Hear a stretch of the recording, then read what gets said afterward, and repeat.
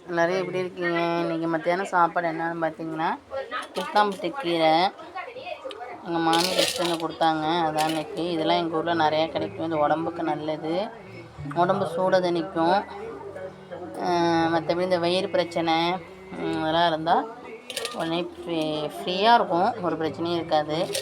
நான் வந்து இன்றைக்கி பார்த்துட்டிங்கன்னா கித்தாம்பட்டி கீரை பருப்பு போட்டு சாம்பார் வைக்க போகிறேன். பருப்பு, சின்ன வெங்காயம், தக்காளி பழம், 2 பச்சை மிளகாய் போட்டு நல்லா வேக வச்சுட்டு இந்த கீரையை நல்லா அலசி 2 3 அலசி போட்டால் நல்லாயிருக்கும். கீரை சாப்பிட்டா கண்ணுக்கு நல்லது, மஞ்சக்காமலை இதெல்லாம் தடுக்கும், வராது, உடம்பு சூடை குறைக்கும். அதிகமாக இந்த பஸ்ஸு டிரைவரு அவங்களுக்கெல்லாம் இந்த கீரை வந்து நல்லா சப்போர்ட்டானது. சின்ன வெங்காயம் உரித்து பூண்டெல்லாம் நல்லா உரித்து போட்டு செய்யலாம், சமைச்சா சூப்பராக இருக்கும். யாராருக்கு இந்த கீரை பிடிக்கும், இந்த கீரை யார் வீட்டில் கிடைக்கும் அப்படிங்கிறத, வயல்காடு இருக்குல்ல, அந்த வயல் ஓரத்தில் இருக்கும் இந்த செடி, கித்தாம்பட்டி செடி, கில்தான் செடி கீரைன்னு சொல்லுவாங்க. யாராருக்கு பிடிச்சிருந்தா லைக் பண்ணுங்கள், கமெண்ட் பண்ணுங்கள். யார் வீட்டில் இந்த கீரை சமைச்சு சாப்பிட்றீங்கன்னு சொல்லுங்கள். நாங்களும் சமைச்சு சாப்பிட்டு சூப்பராக இருக்குங்கிறத உங்கள்கிட்ட சொல்கிறேங்க. ஓகே, வந்துடுங்க. அதோட பூ இந்த இருக்குது பாருங்கள் ஃப்ரெண்ட்ஸ், இதுமாரி இருக்கும் அந்த பூ.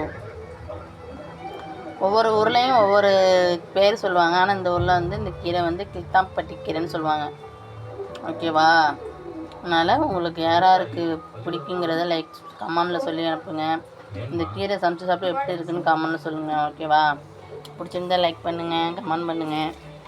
மழை இன்னும் விடல ஃப்ரெண்ட்ஸ், இன்னமும் பேஞ்சிக்கிட்டு தான் இருக்காங்க, விட்டுற மாதிரி தெரியல. கொள்ளக்காட்டில் தண்ணி இருக்குது. இந்த பைத்தம்பருப்பு, தக்காளி பழம்லாம் இந்த வெந்துட்டுருக்காங்க. கொள்ளக்காட்டில் நிறையா தண்ணி வந்துருச்சு. கொள்ளையெல்லாம் பாருங்க, எங்கள் கொள்ளையில் எவ்வளோ தண்ணி.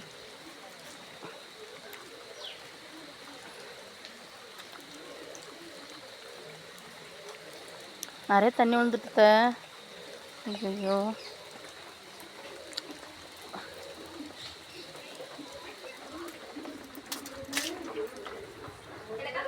Okay friends,